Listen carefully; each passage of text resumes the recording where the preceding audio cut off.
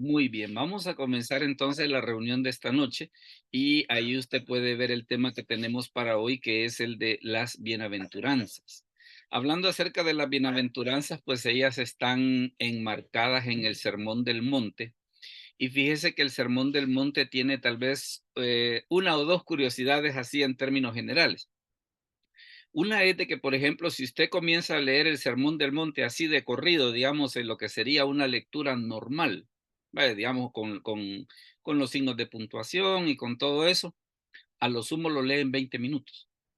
O sea, el sermón largo no es.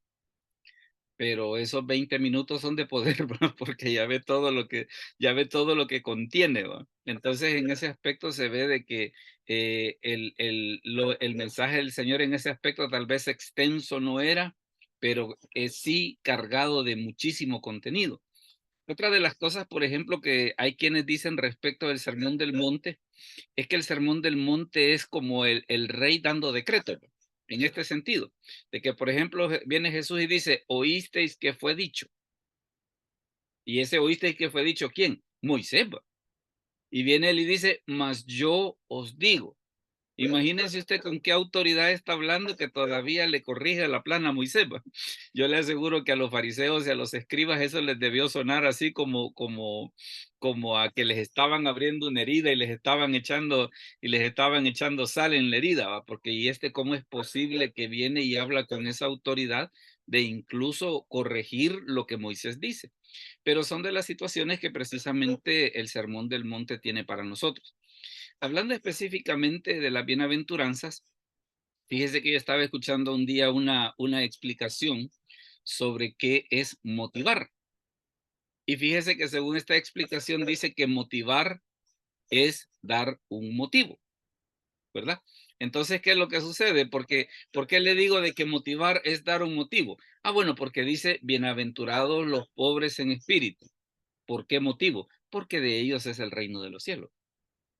Bienaventurados los que lloran. ¿Por qué? Ah, viene el motivo, porque ellos recibirán consolación. Entonces, en ese aspecto, las bienaventuranzas como que tienen ese elemento, ¿no? De que precisamente eso que le comento, de que motivar es dar un motivo, precisamente una razón por la cual se deben hacer las cosas. Dígame, hermano Jaime, perdón. Buenas noches, pastor. Buenas noches, compañeros y hermanos. También pareciera, pastor, hasta cierto punto que esto, si lo vemos en términos como de legales, básicamente fue como el aplicativo, el instructivo para aplicar la ley, ¿no? Por eso, digamos, de las citas, habéis oído esto, pero yo os digo que, ¿verdad? Es como una ampliación, algo que está más aterrizado o incluso ampliado, ¿no? Porque en este caso, O más adaptado, digámosle así. mucho más práctico, Ujú. mucho más práctico, de aplicación práctica, y a la vez, digamos, si lo vemos otro paralelo, es como la interpretación auténtica que a veces se hace de las leyes. Hay Sí, toda una disertación amplia, pues, de una ley que ayuda, pues, a aplicarla, ¿no? A entenderla, a realmente, pues, que sea algo del día a día. Y en lo cual, pues, si no se tiene esa interpretación auténtica, caemos como en ambigüedades o da lugar, pues, a que sea mal interpretada y mal aplicada. ujú. Y es que sabe que era lo que pasaba, por ejemplo, por qué la gente no, digámosle así, no conectaba con la enseñanza de los fariseos, porque estaba llena como de religiosidad, ¿va? Y a veces es lo que la gente siente, mire, tal vez la Biblia puede decir eso, pero ¿y cómo lo hago para yo hacerlo mío, para que forme parte de mi día a día? Entonces, esa es una de las cosas que vemos de que Jesús tiene precisamente en el mensaje de las bienaventuranzas. Otra cosa que también, por ejemplo, tienen las bienaventuranzas es lo siguiente. ¿Se ha fijado de que muchas veces, por ejemplo, cuando se habla, cuando usted le dice a otra persona, por ejemplo, que usted se ha hecho cristiano, que es una de las cosas que les dicen, ay, mira, yo tan buena gente que te así, miren lo que te metiste. O la otra cosa, o la otra cosa que a veces se da, por ejemplo, mira, pero es que ser cristiano hay muchas obligaciones, es mucho sacrificio. Y las bienaventuranzas en ese aspecto, la verdad que nos introducen un aspecto bien interesante. El hecho de que obedecer a Dios no es una carga, es una bendición, ¿verdad? No es aquello de que, ay, mire, yo viera desde que soy cristiano, ay, viera qué afligido paso, viera qué cargado paso. No, al contrario, el ser cristiano es una bendición y es precisamente por eso llama la atención de que este sermón del monte, que precisamente como le decía, a lo sumo solo son 20 minutos, da tanto de qué hablar, ¿va? Da tanto mensaje. Hablando específicamente, ya si nos metemos un poco a hablar acerca de las bienaventuranzas, nos vamos a topar con lo siguiente. Primero es precisamente qué es lo que la palabra bienaventurado significa. ¿Qué es lo que la palabra bienaventurado significa? Y lo que sucede es esto. La palabra para bienaventurado en el griego es la palabra Macarios. Macarios. Esa es la palabra que se traduce por bienaventurado. Y ahí está de que, por ejemplo, que el léxico de Strong, que es uno de los léxicos precisamente para que da el significado de palabras griegas, mire la definición que da de Macarios. Supremamente bendecido, por extensión, afortunado. Por eso le comentaba de que eso que la gente dice, ay, pero es que eso de ser cristiano es que prohíben mucho. Es un gran compromiso. Al contrario, dice la escritura, mire, si nosotros hacemos lo que el Señor nos dice, ¿qué es lo que sucede? Somos bienaventurados, ¿verdad? Entonces, por eso es de que precisamente, en este caso, el diccionario Strong define precisamente Macarios con esa palabra. Ahí está de que el léxico de Taller, por ejemplo, que es otro léxico que también nos habla acerca de palabras griegas, nos da que dice que significa bendecido o feliz. O sea que vea usted de que en ese sentido, digámosle así, el concepto que está encerrado en el griego, pues no tiene nada que ver con carga, no tiene que ver nada con aquello de que, ay, viera qué difícil es ser cristiano. Fíjate. Al contrario, es una bendición, es un privilegio, si se quiere ver de esa manera. ¿Va? Y luego fíjese que en este caso el léxico de Bain, que también siempre es otro léxico de griego, mire cómo lo define. Dice, se usa esta palabra Macarios, se usa en las bienaventuranzas de Mateo 5 y Lucas 6. Es especialmente frecuente en el Evangelio de Lucas y se encuentra 7 veces en Apocalipsis. Ahí están las citas, el 1.3, el 14.13, el 16.15, el 19.9, 26, 22.7 y 22.14. Se menciona a Dios 2 veces. O sea que la palabra Macarios aplicada a Dios en primera de Timoteo 1.11 y en el 6.15. En las bienaventuranzas, el Señor no solo indica los caracteres que son bienaventurados, sino también la naturaleza de lo que constituye el bien supremo. Entonces puede usted darse cuenta, y por eso insisto en esto, que desde el punto de vista de Dios, pues la verdad de que obedecerle no es una carga, al contrario, es una bendición para nosotros como, es como que dijera, mire, me saqué la lotería, vaya, por decirlo de una manera, va. O mire, me hicieron un regalo que yo nunca esperaba. Entonces es por eso que si usted ve la definición de los léxicos, pues se ve que todos apuntan precisamente en la dirección de que bienaventurado, por ejemplo, y quizás una de las definiciones más interesantes es la de Strong, ¿va? Supremamente bendecido o por extensión afortunado. Ahora, ya si vamos específicamente si vamos específicamente a lo que son las bienaventuranzas, aquí nos vamos a topar con la primera, porque la primera nos dice que son bienaventurados los pobres en espíritu. Hermano Jaime, ¿nos puede leer, por favor, Mateo 5.3? Mateo 5.3. Dice así la palabra de Dios, bienaventurados los pobres en espíritu, porque de ellos es el reino de los cielos. Correcto. Fíjese de que esta palabra de los pobres en espíritu, a veces más de alguien erróneamente lo ha asociado con aquellas personas que son apocadas, ¿va?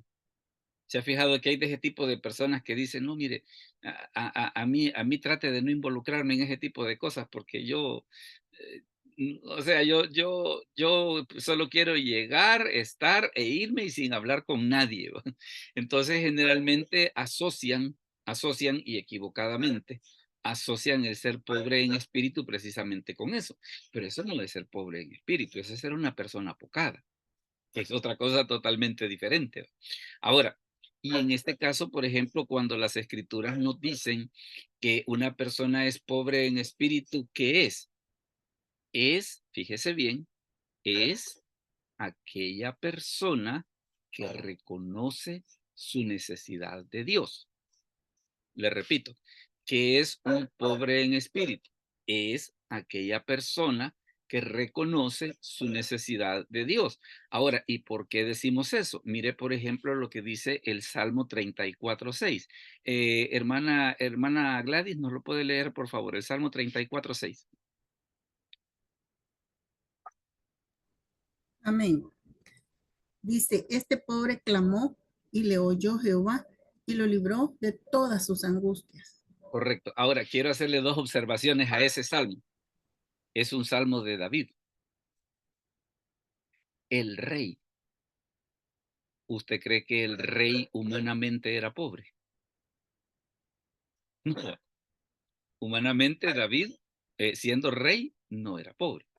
No solamente, vaya, me refiero a los privilegios que le trajo el ser rey, pues, ¿verdad? Después de que mató a Goliat, que menciona la escritura que dice que hasta le dieron una de las hijas del rey Saúl para que se casara con él, y una serie de cosas que David empezó a tener humanamente hablando por haber dado ese paso. Pero mire cómo ora a Dios en este caso. Dice, este pobre, o sea, refiriéndose a sí mismo, este pobre clamó y le oyó Jehová. Entonces, claro, David no era pobre económicamente. David no era pobre de temperamento, porque se necesita un gran coraje para hacer lo que hizo de pelear contra Goliat y vencerlo. O sea que no era ninguna de esas dos cosas. Pero ¿qué es lo que dice? Este pobre, dice, clamó y le oyó Jehová. Entonces, qué es entonces un pobre en espíritu? Es aquella persona que reconoce su necesidad de Dios, ¿verdad? Y fíjense que aquí se da una situación de que vaya, por ejemplo, a veces hay quienes dicen, bueno, dicen, ¿y por qué en las oraciones hay que decirle a Dios lo que yo necesito y no que Dios ya lo sabe todo? Sí, pero es que fíjese que eso tiene una situación, de que cuando nosotros le oramos a Dios, estamos demostrando dos cosas. Primero, estamos demostrando que le tenemos confianza, o sea, que lo creemos capaz de resolver lo que le estamos pidiendo. Y la otra cosa también de que el pedir ayuda es doblegar el orgullo. ¿Se ha fijado, por ejemplo, de ese tipo de gente que está pasando por situaciones difíciles y todavía se le dice, ¿le ayudo? No. Va con el montón de bolsas del mercado, ¿le ayudo? No, no, no, no. Y uno dice, bueno, mira, claro, uno para sus adentros dice, mira, vos de plano que sos orgulloso, ¿va? Vos de plano que sos orgulloso porque necesitas ayuda, pero no querés admitir que necesitas ayuda. Y en este caso, pues, este salmo es bien interesante porque David, siendo rey, siendo un hombre valiente, y él cómo se identifica ante Dios, como un pobre que clama y Dios le escucha. Hermana Claudia, dígame, por favor. Yo siempre me pregunté, pastor, por qué Dios quería ese tipo de actitud en nosotros. Yo pensaba antes que a Dios le gustaba humillarnos. No desde el punto de vista de la necesidad, sino como aplastarte, ay, yo soy superior, pero no, el Señor nos llama a tener un corazón contrito y humillado, porque ese corazón necesitado, hambriento de Él, es lo que mata el orgullo. Y la potestad demoníaca que está detrás del orgullo es Satanás. Entonces, si nosotros no quebrantamos o mostramos esa necesidad de Él, es porque hay orgullo en el corazón. Y con orgullo no podemos llegar al Señor. Bueno, si no, ya ve el joven rico, ¿verdad? Cuando llega donde Jesús y que Jesús le dice, guarda los mandamientos, todo eso lo he guardado desde mi juventud. ¿Se imagina usted qué persona más arrogante va? Dígame, hermana Gladys, perdón. Sí, bien interesante detenerse, pastor, en esa palabra, ¿verdad? Reflexionar, porque, como usted dice, el rey David ni era pobre financieramente, ni era apocado de espíritu tampoco. Ninguna de las dos cosas. ¿Verdad? Bien interesante la palabra que él utilizó allí, ¿verdad? Nos Ujú. dice mucho, nos enseña mucho en realidad. Claro que sí, y por eso es de que está esa situación que por eso le digo, el Salmo 34 es un salmo de David, es un salmo de David. ¿Y qué es lo que dice? Este pobre clamó, ¿verdad? Y le oyó Jehová. Y mire, y todavía para que vea de que la escritura no es la única vez, sino que también lo dice de otras muchas maneras, lo que tiene que ver con la pobreza de espíritu. Mire, por ejemplo, lo que dice Isaías 66:2. Hermano Enrique, ¿nos lo puede leer, por favor? Isaías 66:2. Amén. Dice, mi mano hizo todas estas cosas, y así todas estas cosas fueron hechas, dice Jehová, pero miraré a aquel que es pobre y humilde de espíritu, y que tiembla a mi palabra. Mire qué interesante, va. Dice, miraré, dice, a aquel que es pobre y humilde de espíritu. Entonces, a la hora de las horas, ¿dónde viene a quedar precisamente lo que es un pobre de espíritu? El pobre de espíritu es precisamente aquella persona que reconoce su necesidad de Dios, ¿verdad? O sea, no es ni una persona apocada, no es ni una persona que está, vaya, porque, pues, y fíjese fíjese el contraste, porque vaya, por ejemplo, mire esta cita que tenemos acá, en este caso de Apocalipsis 3:17. Apocalipsis 3:17. Veamos, hermana Yolanda, ¿nos puede leer, por favor, esa cita? Apocalipsis 3:17. Si ven tráfico, me dice, o está en el trabajo y cambiamos, pero si nos puede ir con la lectura, se lo vamos a agradecer. Apocalipsis 3:17. Hola. O hermano JC, si nos puede ayudar con la lectura de Apocalipsis 3:17. Es el último párrafo. Ahorita, pastor, déjame un segundito. Bueno, Dice, porque tú dices, yo soy rico y me he enriquecido y de ninguna cosa tengo necesidad y no sabes que tú eres un desventurado, miserable, pobre, ciego y desnudo. correcto. ¿Qué era lo que pasaba entonces con la iglesia de la Odisea? Con la iglesia de la Odisea, que es precisamente quien se le está diciendo esto, le dice, ¿tú crees que eres rico? Tú crees que eres rico, tú piensas de que espiritualmente no tienes necesidad de nada. Pero a la hora de las horas, ¿qué eres? Dice, no, y dice, y vea qué tremendo, dice, yo soy rico y me he enriquecido y de ninguna cosa tengo necesidad. Y esta es una palabra un poco peligrosa. Mire, y no sabes, dice que tú eres un desventurado, un miserable, un pobre, ciego y desnudo. Entonces, a la hora de las horas, ¿qué es el pobre de espíritu? Es la persona precisamente que reconoce su necesidad de Dios. Porque a la hora de las horas, lo que sucede es que todos lo necesitamos, independientemente de nuestra posición económica, independientemente de nuestra posición social, independientemente de nuestra posición inclusive dentro de la iglesia.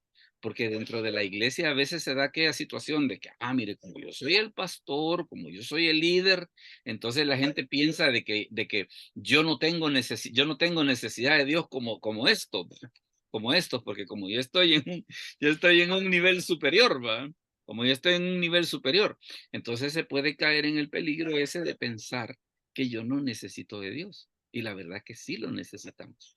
Entonces es por eso de que la primera bienaventuranza, pues digamos, nos resume ese aspecto al decirnos, mire, bienaventurados los pobres en espíritu, o sea, las personas que reconocen su necesidad de Dios. Y aquí viene la motivación, dice, ¿por qué? Dice, porque de ellos es el reino de los cielos. Llama la atención el hecho de que se da la bienaventuranza, se da la bienaventuranza y también el porqué de eso, ¿va? Porque tal vez alguien pudiera decir, mire, ¿cómo va a ser eso que va a ser bienaventurada una persona que es pobre en espíritu? No, y el Señor lo explica, ¿va? Dígame, hermana Claudia. Nosotros esperamos el reino de los cielos, el reino de Dios, ¿verdad? Sí. Entonces prácticamente allí nos está diciendo el Señor, si no te humillas, si no quebrantas tu corazón, no puedes entrar al reino. Porque yo creo que un orgulloso quizás no cabe en el cielo, pastor. Un Sí. alma que no ruega, que no puede rogar, que no puede clamar, que no puede ver su necesidad. como la iglesia de la Odisea. Yo a la iglesia de la Odisea le digo que es la iglesia psicópata. Ah, bueno. Ah, bueno. No, y fíjese de que es ese problema de no reconocer que necesitamos de Dios. Bueno, que ya ve que en la Biblia hay 2 que 3 casitos. Mencionábamos, por ejemplo, el joven rico. Está, por ejemplo, Naamán, de que Naamán, él se fue bien enojado porque Eliseo no lo salió a recibir. Aquel como que no sabe quién soy yo, ¿verdad? Que yo pensé que él iba a salir, que iba a alzar sus manos al cielo, que iba a tocar la llaga. O sea que él pensaba que como era una persona bien importante, pues tenían que hacerle alfombra roja y que la iglesia tenía que tener un lugar especial para él y toda la cosa. No. Dígame, hermana Gladys. Y lo tremendo es que en lo individual podemos ser así, ¿verdad? Pero en el caso de la iglesia de la Odisea era una iglesia. Era una iglesia y todos ellos pues sentían que no tenían necesidad porque lo tenían todo, Decían ellos. ajá, de dinero, ¿verdad? En todo. ¿Ah? Entonces, yo más o menos hice ¿cómo se llama? En homilética avanzada hicimos un sermón sobre esa iglesia y aprendí mucho de eso, ¿verdad? Bien interesante porque por tenerlo todo, por tener quizás un templo bonito, una iglesia bonita, creían ellos que no tenían necesidad de Dios. Bien tremendo en lo que se puede caer como iglesia, Sí. como Ujú. congregación. No, y es tremendo, por eso es de que fíjese que, bueno, ya desde la primera bienaventuranza, ya desde ahí como que nos va haciendo que orientemos 2 que 3 cositas, ¿va? Entonces, en ese aspecto le diré, las bienaventuranzas de veras de que son, vienen a constituirse, pues la verdad, en todo un desafío, ¿va? Vienen a constituirse en todo un desafío, precisamente por ese tipo de situaciones. Ahora mire, si pasamos a la segunda, que esta también es la otra bienaventuranza, los que lloran, los que lloran. Veamos por qué en este caso se da esta situación. Hermano Hugo, ¿nos puede leer Mateo 5:4, por favor? Mateo 5:4. Amén. Bienaventurados los que lloran, porque ellos recibirán consolación.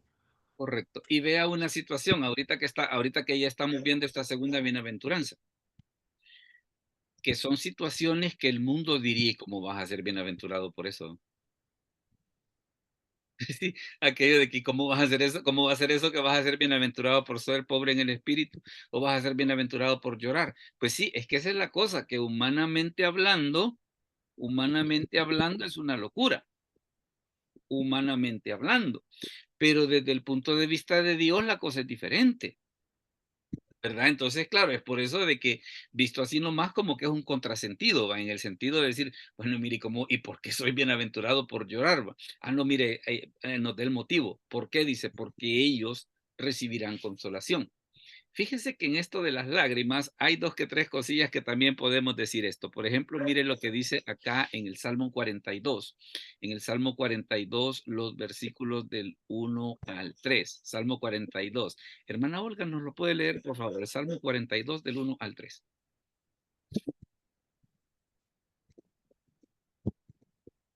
El micrófono no lo ha activado.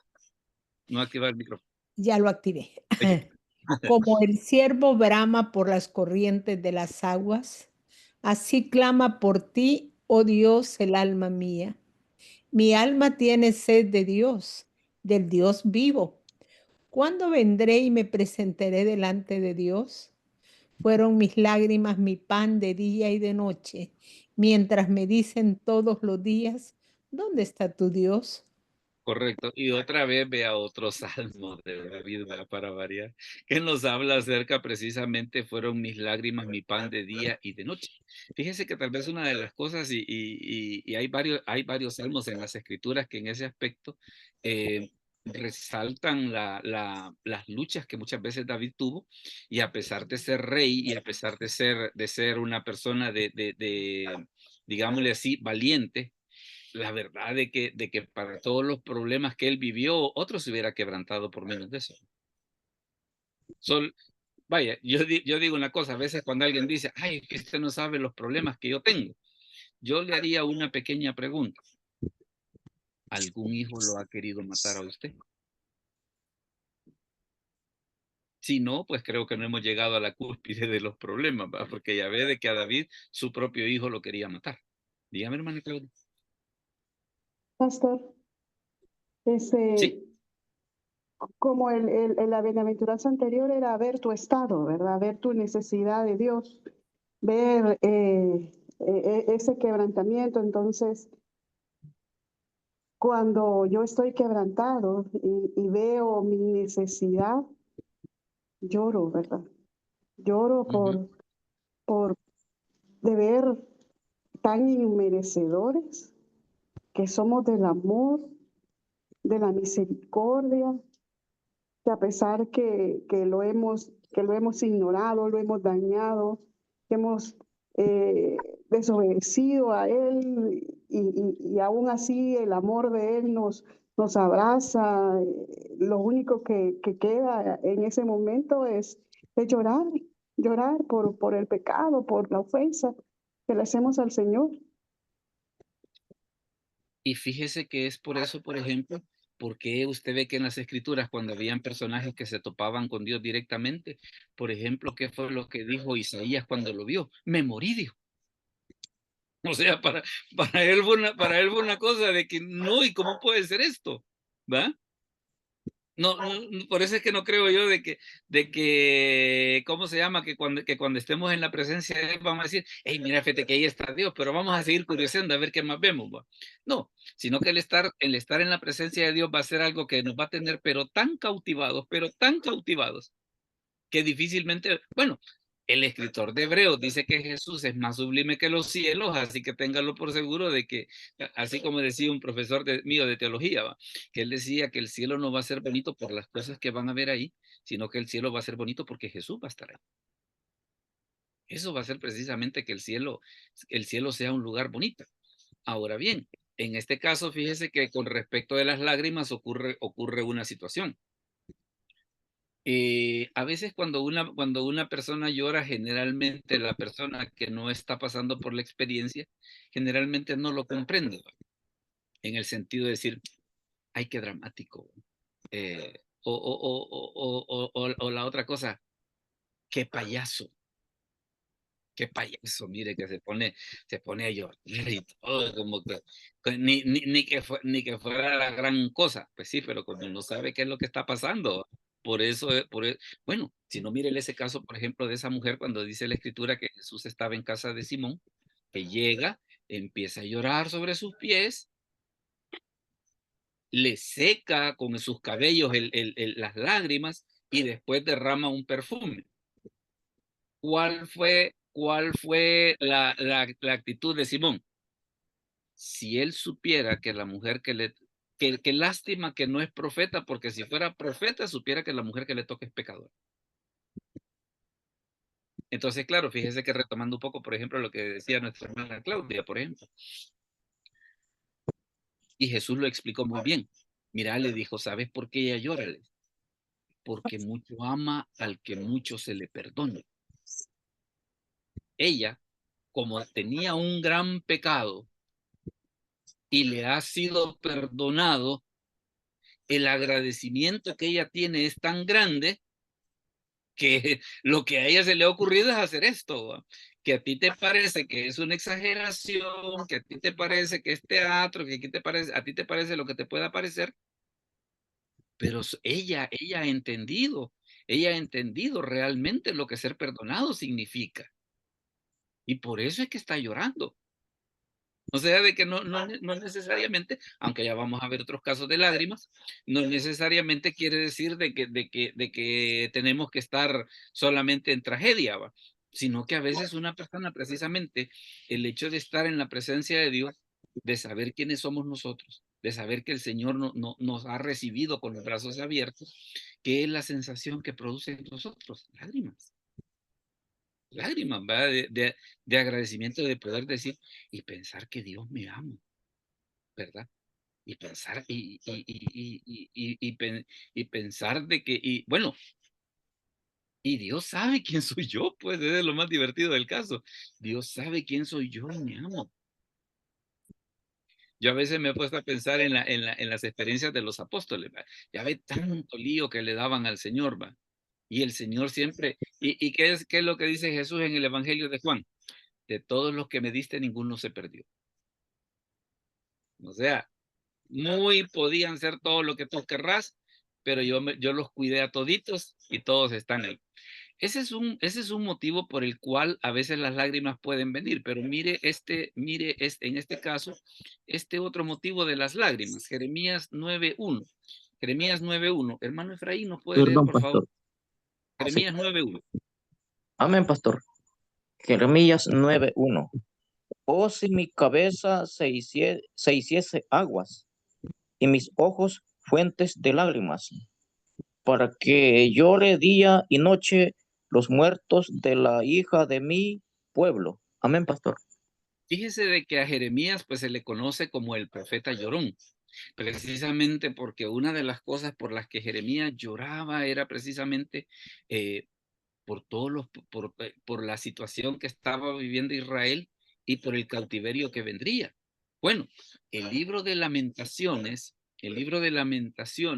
que fue escrito por él, precisamente retrata digámosle así, el dolor que él vio por la destrucción de Jerusalén. Es por eso de que Lamentaciones, ¿cómo empieza? ¿Cómo ha caído? O sea, el espanto que él sintió al ver precisamente la situación por la que el pueblo de Israel en ese momento estaba pasando. Entonces Perdón, vea de pastor. que se dan dos situaciones un poco diferentes por las cuales una persona puede llorar. Una persona puede llorar por el agradecimiento a Dios, porque comprende la misericordia de Dios, pero también a la vez puede llorar precisamente por una situación de pecado, pues, ¿verdad? Y ambas cosas están comprendidas en la experiencia. Y no solo, pero fíjese que también hay un tercer motivo un poco diferente, pero que también hay que mencionarlo. Es este que está, miren, el Salmo 126, 5 y 6. Salmo 126, 5 y 6. Perdón. Hermano Eudo, ¿nos puede leer esa cita, por favor? Salmo 126, 5 y 6. Y los que sembraron con lágrimas, con regocijo segarán. Ira andarán llorando el que lleva la preciosa semilla, mas volverá a venir con regocijo trayendo sus gavillas. Correcto. Vea una cosa que dice de que dice el que lleva la preciosa semilla, ¿cómo va a andar? Dice andando y llorando. Fíjese que me decía un día de estos un pastor, él me invitó a predicar a su iglesia. Claro, la iglesia que él tiene en este momento, pues es una iglesia como de 500, 600 miembros, tienen 2 cultos el domingo, pero él me estaba haciendo él en algún momento fue mi alumno en el colegio de teología, ahora pues ya es pastor de una iglesia ya de varios años, pero hoy que está en la situación, así que la iglesia está como está, a veces los compañeros le dicen, mira, vos qué creído te haces, que no me invitas a predicar a tu iglesia. Pero me dice él, pero la época en la que me tocó, la época en la que me tocó pasar, me dice que cuando yo era estudiante, íbamos a predicar con mi esposa, mis 3 hijas estando pequeñas, que nos enviaban a predicar en una zona de un cañal, y que cuando han cortado la caña vuela esa cuestioncita que vuela una como hojita que cuando se pega en el sudor del cuerpo pica. Esa parte generalmente no me la dicen, ¿va? Esa parte generalmente no me la dicen, sino que lo que dicen es, ay, mira qué orgulloso te estás haciendo. No, pues sí, pero es que ellos no saben precisamente todas las lágrimas que yo en algún momento tuve que derramar, ¿va? Y esa es la cosa de que también esa es otra de las razones por las que a veces se puede llorar. Vea que hay 3 situaciones. Una, el estar en la presencia de Dios, el comprender la misericordia de Dios. 2, se puede llorar por una situación de pecado. Y 3, se puede llorar incluso por el sufrimiento que implica la predicación del evangelio, pues, ¿verdad? Ahora, ¿qué es lo que sucede? Dice, bienaventurados los que lloran. ¿Por qué? Dice, porque ellos recibirán consolación. Entonces, por eso, vea de que las bienaventuranzas tienen esa situación. que aquellas cosas que humanamente el mundo diría, estás loco. ¿Cómo es posible? ¿Cómo es posible que vas a ser bienaventurado por llorar? Ah, no, es que vamos a ser bienaventurados al llorar. ¿Por qué? Porque vamos a recibir el consuelo de Dios. Pues. Vamos a recibir el consuelo de Dios. Hermana Olga, diga. Estaba pensando yo en la viuda de Naín que iba a enterrar a su hijo. Me gusta. Y el Señor Jesús con tanta amabilidad le dice, mujer, ya no llores. Y recibe tremenda consolación y le revive al hijo. Claro. Yo me imagino que la mujer siguió llorando, pero esta vez con saltos de alegría. Y fíjese que Por- hay una cosa que a mí me llama la atención de ese milagro. Ella no le pidió a Jesús que resucitara a su hijo. O sea, ella No. iba resignada a enterrarlo. Ella iba resignada a enterrarlo. Pero ¿qué dice la escritura que sucedió? Jesús se compadeció de ella. No Perdón, porque pastor. ella ya iba, dígame, hermano Efraín. Sí. Entonces, las bienaventuranzas, pastor, se pueden tomar en tres aspectos sobre su explicación. Ujú. Pero quizás, pastor, no la principal, sino cómo se llama. Hay un enfoque en donde verdaderamente como seres humanos topamos, ¿verdad? En algo que ya no se puede hacer nada, humanamente hablando, ¿verdad? Ujú. Es donde llega aquel lloro quizás de lamentación, pero es, pastor, en donde ese lloro de lamentación se convierte en gozo cuando entra Dios a obrar ya con su poder divino, ¿verdad? Que allí puede ser un llanto ya de gozo.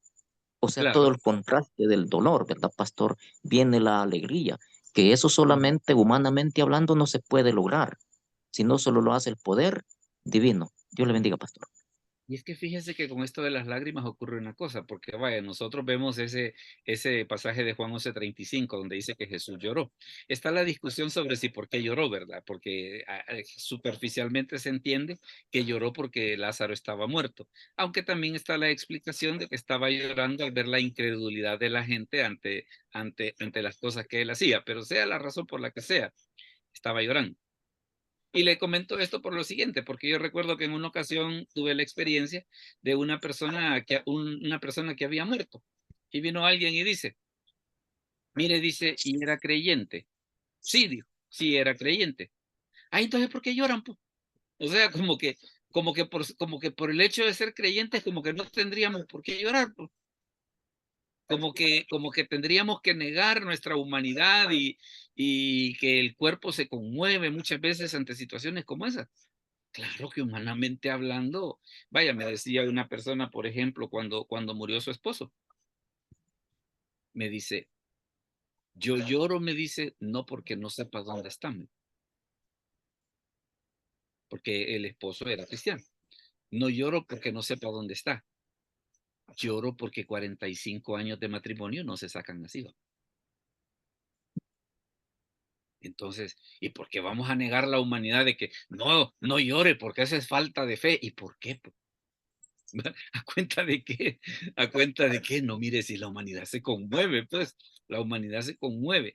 Ahora, vea la promesa de Dios, que dice, bienaventurados los que lloran, dice, porque ellos, ¿qué es lo que va a suceder? Dice, recibirán consolación.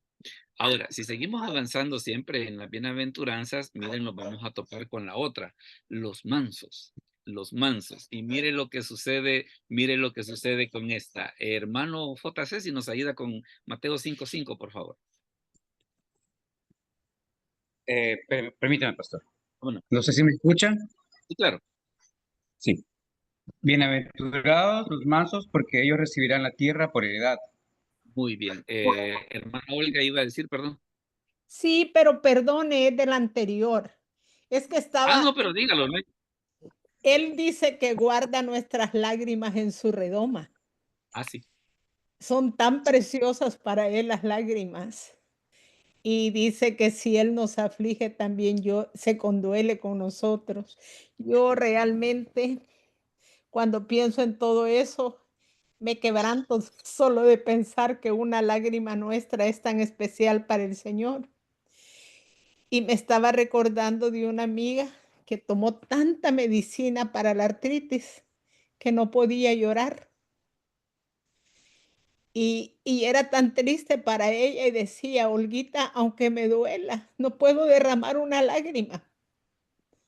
Y viera qué feo es no poder llorar.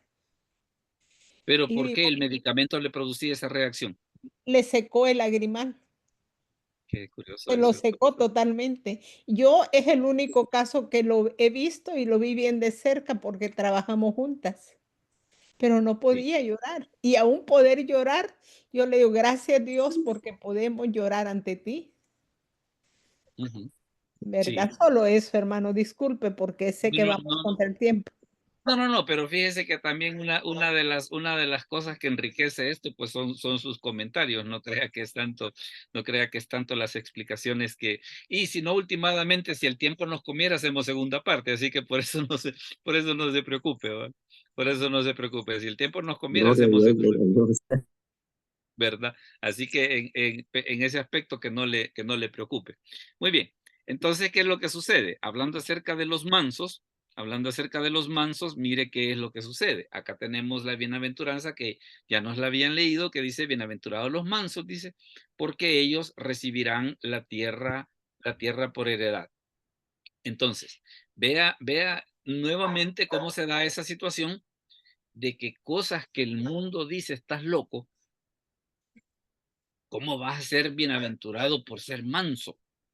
Y ya ve que incluso hasta más de alguien ha sacado esa famosa frase que dice de que hay que ser manso pero no menso, ¿verdad? ¿Por qué? ¿Y de dónde nace esa frase? Nace esa frase precisamente de no querer creer eso que las escrituras nos están diciendo, ¿verdad? De ahí es que nace precisamente esa situación como, ¿sabe cómo me suena a mí? Como, la Biblia dice eso, pero en la realidad pasa otra cosa. Entonces, por eso es que a mí me suena. Pero en ese caso, ¿qué es lo que sucede? No hay que andar alterando las escrituras en ese sentido, como queriendo decir: hombre, eso era para aquellos tiempos, pero ahora en estos tiempos las cosas son diferentes. O eso en la iglesia puede funcionar, pero afuera de la iglesia como que no. Un momento. Entonces, mire qué es lo que las escrituras nos dicen. Por ejemplo, mire lo que dice Romanos 12:21. Hermano Enrique, si nos puede leer esa cita, por favor, Romanos 12:21. Amén. Dice, no seas vencido de lo malo, sino vence con el bien el mal. Correcto. Mire qué interesante. Vence con el bien el mal. Entonces, por eso es que dice la escritura: no, mire, nosotros somos bienaventurados cuando tomamos el camino de la mansedumbre. Ahora, claro, la carne quiere reaccionar. Como me decía una vez una hermana de la congregación, porque la habían asaltado. Ay, me dice, yo como hubiera querido tener un arma para agarrarlos a balazos. Bueno, está bien, digo, hermana Gladys, dígame. A ver. Eso que acaba de mencionar le iba a preguntar si la palabra manso va relacionada con la mansedumbre. Es lo mismo. Y es ¿Verdad lo que mismo. sí? Ujú. Es lo mismo. Y fíjese que, por cierto, en la reunión Es como pasada, una persona dócil, pastor. sí, sí. ¿Verdad? De hecho, en la reunión pasada mencionaban incluso la cuestión esta de la mansedumbre, hablando acerca de Moisés, relacionado con aquello de la obediencia a Dios, en el sentido de que se ve de que lo que Dios le decía, Moisés no lo discutía, sino que sencillamente, si Dios lo dice, se hace y punto. Ahí no hay para dónde hacerse. No hay para dónde hacerse. Entonces, parte de la mansedumbre de Moisés tenía que ver precisamente con esa situación. Ahora, claro, mire lo que dice: no sea vencido de lo malo, dice, sino vence con el bien el mal. Y mire, por ejemplo, en este caso, por ejemplo, este otro pasaje de Primera de Pedro 2:21 al 23. El hermano Jaime nos lo puede leer, por favor. Primera de Pedro 2:21 al 23. ¿Verdad? Dice así la palabra de Dios. Pues para esto fuisteis llamados, porque también Cristo padeció por nosotros, dejándonos ejemplo, para que sigáis sus pisadas, el cual no hizo pecado ni se halló engaño en su boca, quien cuando le maldecían no respondía con maldición, cuando padecía no amenazaba, sino encomendaba la causa al que juzga justamente. Palabra de Dios. Está alto el estándar. Está alto el estándar. Porque vea lo que dice, que Cristo padeció por nosotros. ¿Por qué? Dice, dejándonos ejemplo para que sigáis sus pisadas. O sea, ¿para qué es? Para que nosotros lo hagamos. Y hay una cosa que mire que debemos de ver en este tipo de situaciones. La Biblia dice que Dios no nos va a dejar ser tentados más de lo que podemos resistir. Entonces, ¿qué es lo que pasa? Si las escrituras tienen este estándar, es porque se puede. Esa es la cosa. Si está ese estándar, es porque se puede. A veces el que no se pueda como que tiene que ver con aquella cuestión de que como que la carne se resiste a querer meterse en esa dinámica, ¿va? Dígame, hermana Olga. Otra vez yo. No, pero no se preocupe, que varios aquí también han estado hablando, no, al Ok. contrario. Estaba pensando que la mansedumbre también es fruto del espíritu. Sí. Y estas batallas que uno tiene, realmente si andamos en el espíritu, pienso yo que esto se hace más fácil, porque creo yo que Moisés al principio no era tan manso si mató al egipcio, después quiso separar a los otros, pero al final fue el hombre más manso que había. Pero en su momento quizás no. Y eso mismo pasa con el cristiano que a medida crece en comunión con el Espíritu Santo, en el conocimiento de Dios, él cambia el carácter. Lo triste es cuando quizás carnalmente yo quiero cambiar y no puedo. Directamente, con mucho esfuerzo que haga, no podría cambiar si el Espíritu Santo no está dando fruto en mi carácter. Porque yo digo, si cambiar ropa o cambiar apariencia son cosas tan fáciles. No matar es fácil, pero Sí. dejar que Dios quebrante mi voluntad y me dé ese fruto del Espíritu para que sea una realidad en mi caminar, eso es más difícil a veces, pero con Él es fácil. Bueno, y le voy a poner otro caso. Ya ve de que Jesús tenía 2 apóstoles que les habían puesto un apodo bien lindo, Boanerges. Exacto. ¿Por qué? Porque eran los hijos del trueno. Y le dijeron una vez a Jesús, danos permiso de que hagamos llover fuego del cielo y que destruya esa ciudad. Y uno dice, mire, ¿y quién fue el que dijo, amados, amémonos unos a otros? El Porque el amor es apóstol de del amor. Dios. Todo aquel que ama es nacido de Dios y conoce a Dios. El que no ama no ha conocido a Dios porque Dios es amor. El que dice eso es Juan, uno de los 2 de los que quería que lloviera fuego del cielo. Ahora, claro, entre una cosa y la otra, ¿qué hay? La crucifixión, la resurrección, la ascensión y el derramamiento del Espíritu Santo en el día de Pentecostés. Entonces, eso le explica a usted por qué en los evangelios quería matar gente. y por qué en la primera de Juan dice el que no ama no ha conocido a Dios porque Dios es amor, va. Y uno dice, mire, ¿y qué pasó aquí, va? ¿Qué pasó aquí? No, es que esa es la obra del Espíritu Santo. Eso es lo que sucede, esa es la obra del Espíritu Santo.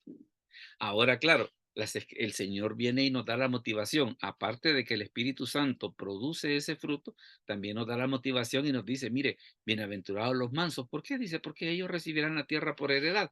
Mire, a mí me gusta ese pasaje ahí en el libro de Génesis, cuando dice que Isaac llega a una parte y abre un pozo porque dice que los habitantes del lugar lo habían cerrado. Imagínese qué clase de resentido social hay que ser para cerrar un pozo, ¿va?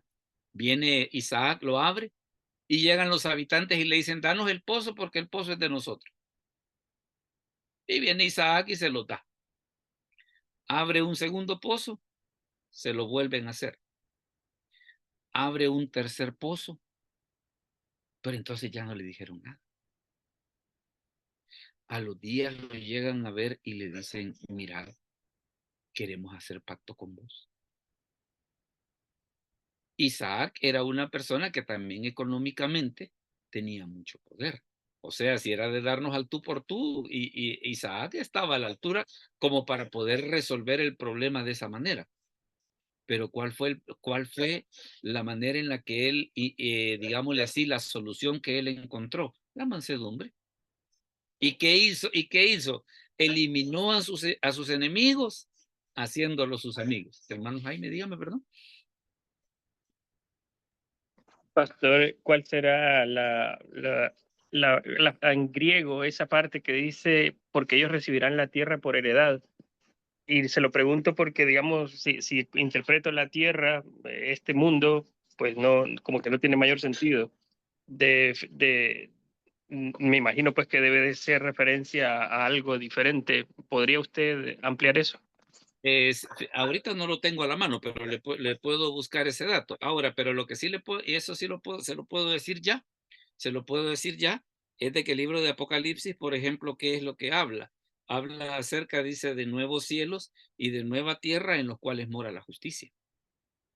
O sea, de que sí, efectivamente, sí vamos a heredar la tierra, pero no esta. Esa tal vez es la diferencia. Hermana Claudia, diga. Y como en el milenio, pastor, vamos a estar reinando con Cristo, ¿verdad?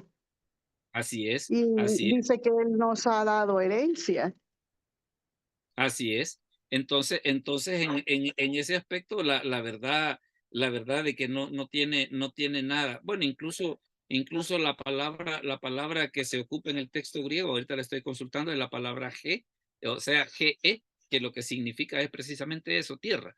Tal vez hay que hacer una diferencia en este aspecto, que las escrituras hablan de tierra como planeta y de mundo como eh, aquella parte espiritual de los no convertidos, ¿verdad? Entonces, ¿qué es lo que sucede? Cuando nosotros no éramos cristianos, estábamos en el mundo. ¿Y qué es lo que sucede? Al pasar a formar parte de la iglesia, ¿qué es lo que hace el Señor? Dice, la palabra iglesia lo que significa es los llamados fuera, los llamados aparte. Entonces tenemos de que en ese caso, ¿qué es lo que sucede? Está esa distinción entre lo que es mundo, entre lo que es la tierra como planeta y lo que es el mundo como el sistema como esa vida sin Cristo, ¿verdad? Entonces sí, en ese sentido, las escrituras hacen la distinción. Ahora, Y claro, cuando como dice recibirán la eclesía, tierra por heredad, tenemos tanto el milenio como los nuevos cielos. Dígame, hermana Claudia, perdón. eclesía es gobierno, ¿verdad? O Sí, sea, la claro. palabra iglesia, asamblea, es un gobierno. O sea, va a haber un gobierno ya en el reinado cuando Cristo venza y reine y nos ha dado ese gobierno, parte de ese gobierno. Incluso la palabra eclesía en el uso que le daban los griegos era precisamente de esa asamblea, por ejemplo, de que declaraba la guerra, hacía tratados de paz, establecía relaciones comerciales. Entonces, ¿qué era lo que sucedía? La eclesía en el tiempo de los griegos estaba formada precisamente por ese grupo de hombres libres que tomaban esas decisiones, digamos que beneficiaban a todos. ¿Ya? Por eso es de que los griegos en ese aspecto pues son los que son considerados los padres de la democracia.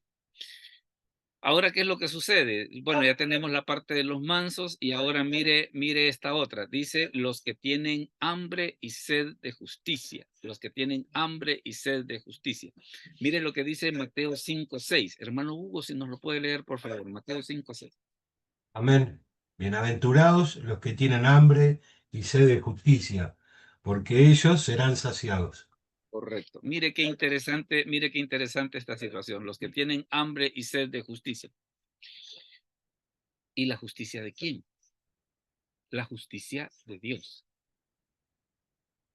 La justicia de Dios, ¿verdad? Porque ¿qué es lo que sucede? Vea, por ejemplo, en el caso de Abraham, que ¿qué es lo que dice? Y creyó a Jehová y le fue contado por justicia. Pero ¿qué es? Es la justicia de Dios. Porque mire lo que dice la Escritura sobre lo que sucede con la justicia del hombre. Hermano Enrique, si nos puede leer Isaías 64:6, por favor. Amén, dice. Si bien todos nosotros somos como suciedad y todas nuestras justicias como trapo de inmundicia, y caímos todos nosotros como la oca y nuestras maldades nos llevaron como viento. O sea, si fuera la justicia de nosotros, pues la verdad que estamos perdidos, ¿verdad? Estamos perdidos. Entonces, ¿qué es lo que sucede? Los que tienen hambre y sed de justicia, pero ¿la justicia de quién? La justicia de Dios. La justicia de Dios, no la justicia humana, ¿va? Porque fíjese, porque vaya, qué es lo que sucede? Fíjese que yo estaba viendo la discusión un día de estos, por ejemplo, sobre esos dilemas de justicia, de que a veces hay quienes, por ejemplo, dicen, vaya, por decirle algo, el diluvio, ¿y cómo es posible que Dios castigó a tanta gente? Y cuando ocurren situaciones como, por ejemplo, el que los judíos fuesen exterminados en los campos de concentración, ¿y por qué Dios no hizo nada? Bueno, mira, ponete de acuerdo, ¿querés que intervenga o que no intervenga? ¿Verdad? Porque si interviene, que por qué saque el cincho. Y si no interviene, que por qué no se mete. Entonces, claro, porque si Dios actuara en base a nuestra justicia, lo más seguro que se cometerían un montón de atrocidades. Si no, mire, por ejemplo, lo que sucedió con la mujer sorprendida en adulterio, que qué es lo que le dicen. Hemos encontrado a esta mujer en el acto mismo del adulterio. ¿Y el hombre? Porque ella no podía adulterar sola. Existe la teoría, pero hago la salvedad, es una teoría que probablemente el hombre era una persona importante y por eso fue que lo dejaron ir. O sea, esa famosa cuestión de que dicen de que ¿cómo se llama? De que la justicia no funciona para el descalzo. Entonces, algo por ahí así. Pero ¿qué era lo que sucedía? Y vienen todavía los muy inteligentes y le dicen, y en la ley dice que debemos apedrear a tales mujeres. Y si ya sabían la respuesta, ¿por qué se la llevaron a Jesús? Y la otra cosa, que la ley de Moisés decía que los primeros que tenían que empezar el apedreamiento eran los acusadores. Entonces los que tenían que empezar a apedrearla eran ellos. ¿Verdad que sí? Bien bonito. Claro, ellos no estaban interesados en la justicia en absoluto. Era lo que menos les importaba. Era lo que menos les importaba. Pero ¿qué es lo que sucede? Por eso es de que la justicia que nosotros debemos de desear, ¿cuál es? No es la justicia de los hombres, es la justicia de Dios. Y mire lo que dice, y mire lo que dice, por ejemplo, el Salmo 119:11. Dice, en mi corazón, dice, he guardado tus dichos para no pecar contra ti. O sea, yo quiero hacer lo que es justo, lo que es correcto, lo que tú mandas en tu palabra, pero ¿qué es lo que tengo que hacer? Es esa justicia es precisamente la que nosotros debemos de desear. Ahora, ¿qué dice la Escritura que va a suceder? Los que tienen hambre y sed, otro caso de esto, de hambre y sed de justicia. Usted se fija que cuando le llegan a Salomón las rameras con el problema aquel del niño que se había muerto cuando estaban ellas solitas. Hay una cosa es que ese pasaje nos enseña y que es brutalísimo, y es esta. Que vaya, por ejemplo, en la actualidad, ¿qué hubiera pensado la gente de ese problema? Son prostitutas, hombre, no pierda su tiempo resolviéndoles ese problema. ¿Quién les manda a andarse metiendo en ese tipo de vida? Vean las consecuencias. O sea, la justicia humana en ese aspecto es injusta, digámoslo así, ¿va? La justicia humana es injusta. Pero ¿qué es lo que sucede? Es cierto, eran mujeres rameras, pero también había una cosa. Una de las dos era una madre que anhelaba justicia. Anhelaba justicia. Y es por eso de que vemos esa solución tan magistral que dio el rey Salomón, que incluso hasta dice la Escritura que hizo que la gente temiera al ver la sabiduría que Dios le había dado al rey. Dígame, hermana Claudia. Es Hola. que en el mundo no hay justicia, ¿verdad, pastor? O No, sea, en el mundo no hay nada justo, porque la justicia de uno es la injusticia para el otro. Las leyes se acomodan al beneficio de quien las ha promovido. o quien las Y puede pagar. sí, o sea, y está el dicho de los abogados, ¿verdad? Echa la ley, echa la trampa. Entonces, justicia no hay, no hay. Ujú.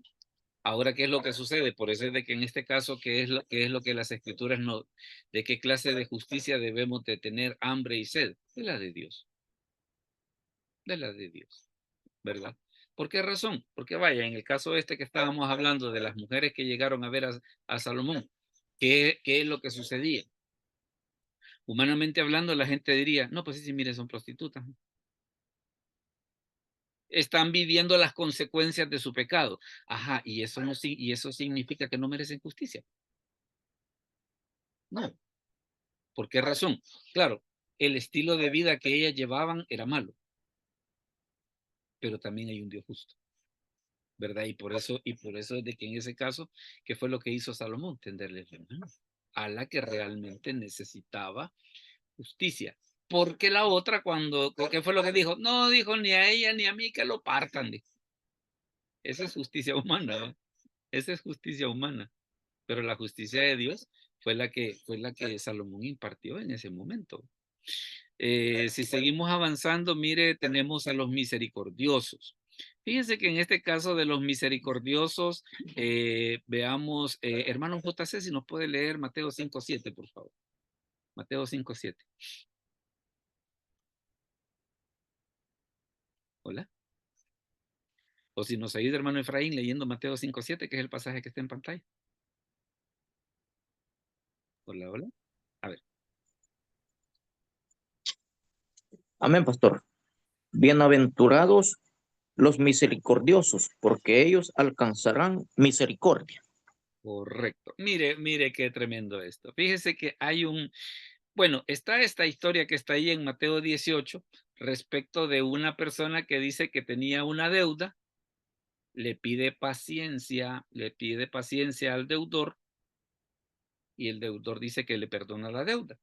Pero él tenía otro que le debía a él, el otro le pide paciencia y él en lugar de tener la misma paciencia, ¿qué es lo que hace? Dice la escritura que lo agarraba, lo estrangulaba y dice ahí en Mateo 18:31, viendo sus consiervos lo que pasaba, se entristecieron mucho y fueron y refirieron a su señor todo lo que había pasado. Entonces llamándole su señor le dijo, siervo malvado, toda aquella deuda te perdoné porque me rogaste. ¿No debías tú también tener misericordia de tu consiervo como yo tuve misericordia de ti? Entonces su señor enojado le entregó a los verdugos hasta que pagase todo lo que debía. Y mire, así también mi Padre Celestial hará con vosotros, qué alto el estándar, si no perdonáis de todo corazón cada uno a sus hermanos sus ofensas. Así como dijo una vez alguien, yo no lo escribí. Yo no lo escribí, así que lo siento mucho, yo no lo escribí. Ahora mire por ejemplo lo que dice esta cita, Colosenses 3:13. Hermana Olga, si lo puede leer, por favor. Colosenses 3:13. Soportándoos unos a otros y perdonándoos unos a otros. Si alguno tuviera queja contra otro, de la manera que Cristo os perdonó, así también hacedlo vosotros. ¿Verdad? ¿Me, Entonces, me permite decir algo rapidito? claro, diga. Yo cuando estoy como memorizando, ya me lo sé, Dios sabe que sí, el Padre Nuestro, Ajá, yo le digo, Señor, ayúdame a perdonar como tú perdonas. sí. Porque si tú me vas a perdonar como yo perdono, no me vas a perdonar. Tan Solo eso. No, pero fíjese que fíjese que le voy a completar algo. Yo uno de estos días estaba escuchando precisamente un canto católico que hablaba acerca del Padre Nuestro. Y lo interesante del caso es de que el fulano explicando cada una de las partes, y cuando llega a la parte esa de perdónanos nuestras ofensas, ¿sabe qué fue lo que dijo él? La explicación que dio. Ni modo, así lo escribiste. O sea, ahí no lo podemos suavizar, ¿va? Ahí no lo podemos suavizar. Es eso precisamente lo que han dejado. Así que en ese aspecto, por eso es que dice, bienaventurados los misericordiosos, dice, ¿por qué dice? Porque ellos alcanzarán misericordia. Ahora mire esta otra, por ejemplo, los de limpio corazón. Veamos, quiero ver. Hermana Gladys, ¿nos puede leer esa cita, por favor? Mateo 5:8. Amén. Bienaventurados los de limpio corazón, porque ellos verán a Dios. Correcto. Mire qué interesante esto de los de limpio corazón. Fíjense que esta cita que está aquí, a mí me deja una situación bien tremenda. Dice, todas las cosas son puras para los puros, mas para los corrompidos e incrédulos, nada les es puro, pues hasta su mente y su conciencia están corrompidas. Entonces, ¿qué es lo que sucede? Cuando las escrituras hablan acerca de la pureza de corazón, bueno, le diré en algunas materias que yo estudié en la universidad, por ejemplo, no soy abogado, sino que yo lo que soy contador público, pero llevábamos algunas materias que tienen que ver con las leyes. Y una de las cosas que a mí me llamaba la atención era el hecho de que, por ejemplo, cuando explicaban algún asunto de la ley, siempre la pregunta era ¿qué hacer para no cumplirla? ¿Va? O sea, de que si la ley dice tal cosa, la pregunta de los compañeros era, mire, y en tal caso, ¿qué se puede hacer? ¿Va? O sea, si por poquito decían, mire, fíjese que eso es lo que yo estoy haciendo y quiero que me dé la justificación para ver de seguirlo haciendo. ¿Va? Mire, en este caso, por ejemplo, lo que dice el Salmo 24 del 3 al 4. Hermana Claudia, si nos ayuda, por favor, el Salmo 24 del 3 al 4. Amén. ¿Quién subirá al monte de Jehová? ¿Quién estará en su lugar santo? El limpio de manos y puro de corazón, el que no ha elevado su alma a cosas vanas, ni jurado con engaño. Correcto. Vea de que en ese caso las escrituras, no, como creo que quizás la mejor forma de resumirlo sin sonar legalista ni cosa que se parezca, se ve que el estándar es bien alto, ¿va? Se ve que el estándar es bien alto, porque le diré, algunas de las cosas que estamos leyendo, más de alguien yo creo que se horrorizaría y diría, y todo eso hay que hacer, ¿verdad? Entonces, y ahí es donde viene, yo creo de que, por ejemplo, como que eso nos hace entender un poco mejor cuando los discípulos le dijeron al Señor, Señor, tu palabra es dura. Que era lo que esperaban, pues, que era lo que esperaban, un tipo de palabra dietética, light, sin gluten y sin, ¿cómo se llama esta cosa? Sin grasas saturadas y todo eso. ¿Qué era lo que esperaban? Ese es el evangelio que nos gusta ahora, pastor. Pues sí. Que cada quien dejar hacer, dejar pasar, que cada quien haga, que nadie cumple, que todos somos pecadores y que Dios perdona y que es misericordioso, sí, pero dice, sé misericordioso para recibir misericordia. Pues sí, entonces esa es la parte tremenda en todo eso. Y mire, por ejemplo, vaya, este caso que yo le he puesto acá de Hechos 5, ya ve cuando Ananías y Zafira llegaron con la ofrenda de la casa que habían vendido. Yo le aseguro que superficialmente la gente hubiera dicho, qué bárbaro, mire esos hermanos, qué corazón tan grande que vendieron una casa y dieron el dinero para la iglesia. Humanamente cualquiera se asombraría. Pero ¿qué le dice Pedro? Ananías le dice, ¿por qué llenó Satanás tu corazón? Para que mintieses al Espíritu Santo y sustrajeses el precio de la heredad. O sea que la ofrenda, humanamente hablando, nos estaba dando con un corazón limpio. Por eso es de que en este caso, ¿qué es lo que nos dice esta bienaventuranza?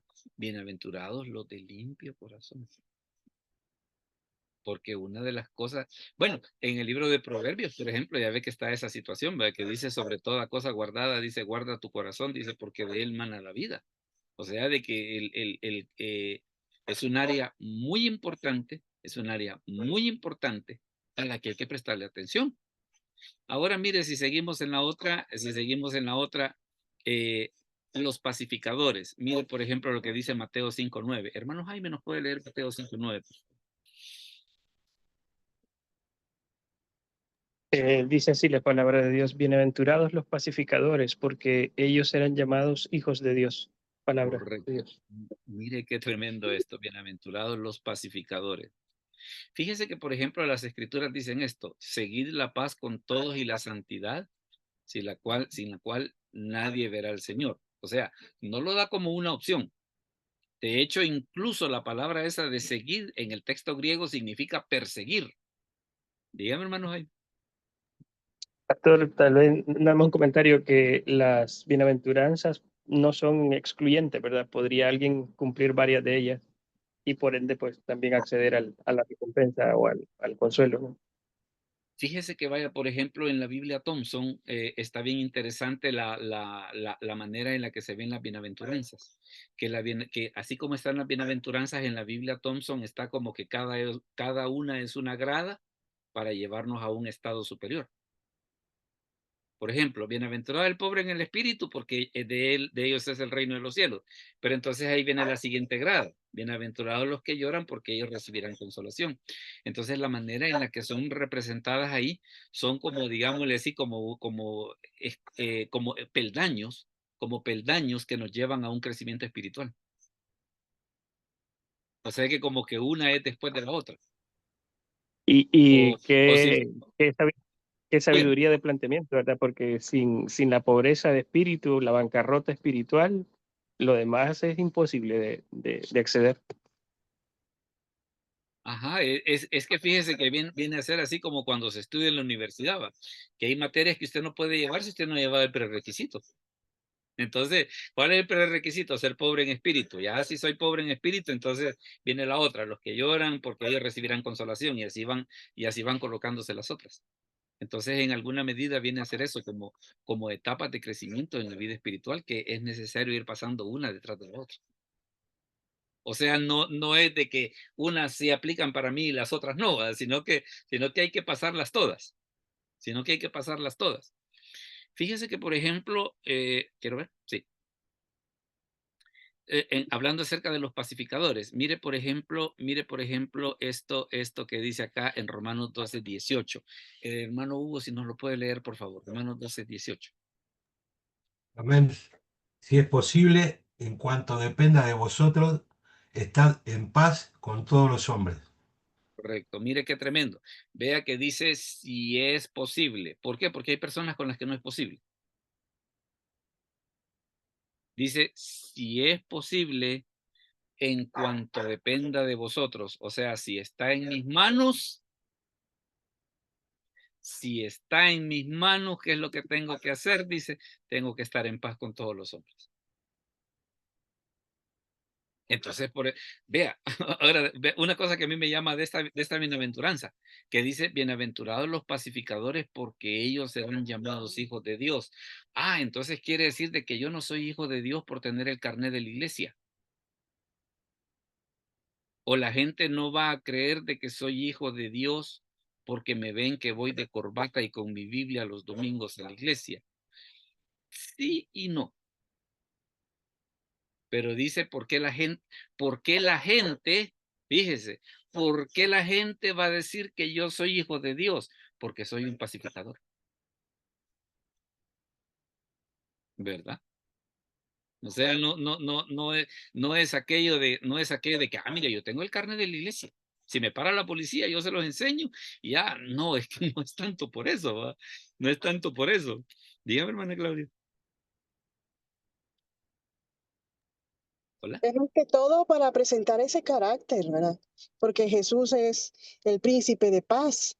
Y entonces las bienaventuranzas reflejan el carácter de Dios, que es el carácter que se refleja en nuestro Padre, en su linaje, en esa nueva familia a la que Él nos llamó. Entonces, si yo no tengo ese carácter de mi Padre, no soy su hijo. No. Por eso es que está esa situación de que le digo, en la Biblia Thompson está eso, de que en las referencias que ellos tienen, aparecen las bienaventuranzas como una serie de escalones, ¿verdad? Como quien dice, mire, ya hice primer grado, ya hice segundo grado, ya hice tercer grado, y así vamos avanzando. Ahora mire la última que, ay Dios, bueno, mire lo que dice esta. Bienaventurados los que padecen persecución por causa de la justicia, porque de ellos es el reino de los cielos. Bienaventurados sois cuando por mi causa os vituperen y os persigan. Perdón, pastor. La tormenta me invadió el audio. Perdón. Vaya, ok, no se preocupe. Bien, dice, cuando por mi causa os vituperen y os persigan y digan toda clase de mal contra vosotros mintiendo. Gozaos y alegraos porque vuestro galardón es grande en los cielos, porque así persiguieron a los profetas que fueron antes de vosotros. Mire, fíjese que aquí hay un versículo que le digo, yo cuando lo leí siempre me ha golpeado, mire, es Juan 16:2. Hermana Olga, si nos lo puede leer, por favor, Juan 16:2, es el último de abajo. Os expulsarán de las sinagogas y aún viene la hora cuando cualquiera que os mate pensará que rinde servicio a Dios. Terrible, terrible. Viene la hora, dice, cuando cualquiera que os mate pensará que rinde servicio a Dios. Bueno, ni modo, así lo escribieron. Así lo escribieron. Claro, el Señor viene y dice, gozaos y alegraos, dice, porque vuestro galardón es grande en los cielos. O sea, que no nos asuste. ¿Por qué? Dice, porque así persiguieron a los profetas que fueron antes de vosotros. Entonces, ahí en ese aspecto, esa es la situación de las bienaventuranzas. Bueno, veamos entonces alguna pregunta o algún comentario de todo esto que hemos dicho, y que creo que antes de que opinen, creo que nos ha quedado una cosa. Que ahorita, a la luz de todo esto que hemos hecho prácticamente una degustación de las bienaventuranzas, y que nos debe servir para reflexionar y para decir, para checarnos y decir, me falta esta, y ver cómo empezar pidiéndole en oración al Señor para decirle, Señor, ayúdame a acercarme a esa bienaventuranza, ¿verdad? ¿Alguien tiene alguna pregunta o algún comentario? Vamos a ver, hermana Gladys, dígame. Fíjese que en cuanto a la mansedumbre, ¿verdad? Yo leí por ahí que también es, la hermana Olga dijo una palabra clave que es el carácter. Porque tiene que ver mucho nuestro carácter, ¿verdad? Una persona que es accesible y que tiene la capacidad de llevarse bien con las personas, con todos los demás, ¿verdad? Como decía el versículo, estar en paz con todos los hombres, porque a veces no somos mansos en el sentido de que hay personas a las que uno no siente la confianza de acercársele, de hablarle, porque no se ve pues que sea una persona accesible, tranquila. Entonces, eso tiene que ver mucho en el carácter nuestro. Claro. ¿Verdad? El Señor decía que Él era manso y Él era accesible a todas las personas. Todo el que se le acercaba a Él, ¿verdad? Él lo recibía de buena manera, con amor. Entonces, el mejor ejemplo que tenemos es el Señor, ¿verdad? Para que seamos mansos de verdad. ¿Verdad? No, y de hecho en Mateo así dice, aprended de mí, dice que soy manso y humilde de corazón. El ejemplo de la mansedumbre es él. El ejemplo de la mansedumbre es él. Hermana Claudia, dígame, perdón. Pastor, le quiero hacer una pregunta. A ver. Sí, verdad, la mansedumbre es bien importante, pero ¿qué pasa cuando encontramos fariseos, verdad? Cuando vemos a Jesús en el templo, que le da vuelta a las mesas, que agarra un látigo. Allí, pues, él no fue manso. Mi pregunta es, ¿qué hacer? ¿Qué hacer en esos, En ¿cómo le esas digo? situaciones. En esas situaciones, ¿verdad? O sea, porque si nos hacemos mansos con el anticristo, pues nos dejamos poner la marca, ¿verdad? Entonces, ¿qué se puede hacer? O sea, ¿cómo mostrar la mansedumbre del Señor, pero tampoco sin alinearse a la maldad del mundo? Es que fíjese que en esos casos lo que hay que pedir es la guía de Dios para saber cuándo hay que hacer los azotes y volcar las mesas, ¿verdad? Porque vaya, le voy a poner un ejemplo. La Biblia dice, por ejemplo, en Efesios 6:4, hablando acerca de la disciplina padres e hijos, dice, y vosotros padres, dice, no provoquéis a ira a vuestros hijos. O sea que no poniéndoles órdenes absurdas, sino criadlos, dice, con disciplina y amonestación del Señor. O sea que tiene que haber un punto de equilibrio entre lo que es la comprensión, pero que esa comprensión no llegue al extremo de convertirse en libertinaje. Entonces, como ese equilibrio es bien delicado, es precisamente donde hay que hacer eso que dice la Escritura, de si alguno es falto de sabiduría, pídala a Dios, precisamente para saber en qué momento hay que volcar las mesas y en qué momento hay que tratar de estar en paz con todos los hombres. Sí, porque la maldad del mundo está desatada, ¿verdad? Y se ve bien, muchas veces se nos indica no decir nada. Por ejemplo, yo me encontré un caso donde la iglesia sabía que el papá abusaba de sus hijas y nadie decía nada. Porque no se puede. No podemos juzgar, no podemos decir, el Señor se va a encargar. Pero Pero ¿qué va a hacer? pero ya ve que, por ejemplo, ahí está el caso del de Primera de Corintios, que nadie decía nada y el apóstol los tuvo que reprender bien duro. Entonces, en ese aspecto se ve de que las escrituras también como que han previsto esa parte, pues. Han previsto esa parte de que hay veces en las que es necesario. A mí a veces uno de los pasajes que más me ha llamado la atención, por ejemplo, es cuando Natán se vio en el terrible caso de tener que ir a reprender a David por su pecado. Porque muy el rey era, muy el ungido de Dios era, pero lo que estaba haciendo estaba mal. Me permite un comentario último ya porque estoy tarde para otra reunión. Ah, vaya, de acuerdo. Cuando uno recibe las clases para ser capellán, una de las cosas que se tratan bien serio y en una clase es que uno tiene que ser muy confiable y muy prudente. Pero, si alguien está en peligro de muerte, si alguien está quebrando una ley o está cometiendo un abuso, hay que reportarlo inmediatamente. Es correcto. Pienso que eso puede servir en momentos de decidir, porque en el caso de un abuso de un niño, generalmente en la investigación preguntan quién más sabía. Ujú. Y entonces si saben, por ejemplo, que usted sabe y no dijo nada, se convierte en cómplice.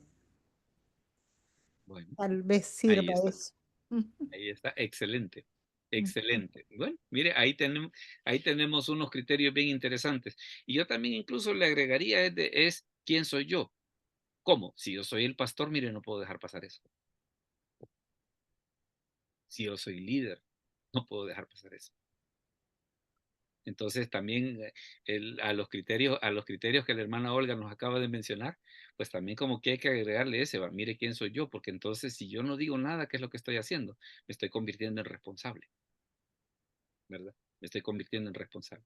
A ver, una última preguntita antes de mostrarles el tema de la próxima semana. Veamos. O algún último comentario.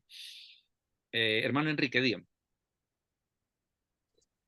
Hola, pastor, Dios le bendiga. Dígame. Pues sí, fíjese que bien interesante los temas que se han tocado ahora.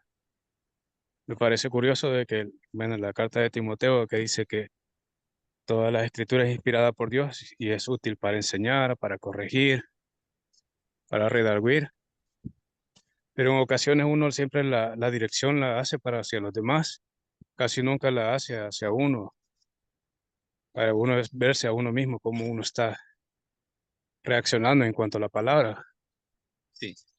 Y lo otro bien curioso es que también los grandes reformadores que nosotros por en ocasiones hemos estudiado, considero yo que en su tiempo hubieron muchas ocasiones de injusticias, de lo que están hablando las hermanas, pero algo que Dios respaldó es que ellos guardaran la palabra de la manera más sana y correctamente. Entonces lo demás, aunque parezca como cruel o raro, pero creo que Dios observa todas las injusticias y de Él, de la mano de Dios, es que Él corrige y señala a las personas. De vez en cuando como que hay que hacer el papel de Juan el Bautista, ¿va? De que quién nos ha enseñado a huir de la ira venidera. Entonces de vez en cuando hay que hacer eso. No, y a ver los criterios, muy interesante esa explicación que dio la hermana Olga. Mire, hay alguien en peligro, hay una ley que se está quebrantando, ¿verdad? Entonces, en esos casos, ¿qué es lo que sucede? En esos casos es precisamente, no es aquel de que, mire, fíjese que es un violador, por ejemplo, pero como yo no debo decir nada, hay que siga abusando del niño. No, un momento, ahí al contrario, si yo me quedo callado, ¿qué es lo que estoy haciendo?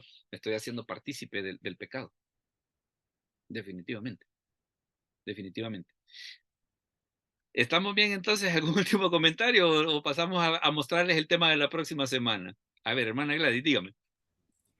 Sí, respecto a eso, yo tuve un caso aquí en la casa, que como aquí se alquilan cuartos, ¿verdad? Sí. Y aquí yo tenía una vecina que malmataba era como una hijastra, pero la malmataba. Era terrible. Y yo me estresaba cuando oía los gritos y bien horrible. Entonces yo le eché a la policía un montón de veces, ¿verdad? Y se volvió mi enemiga y ya después ya ni era solo yo, sino que los demás vecinos también llamaban al 911 cada vez que oían el relajo. A veces esperaba ella que yo me fuera para golpearla. Entonces, pero ya los vecinos ya hacían lo mismo. Así es. Entonces ella me echaba las culpas siempre a mí.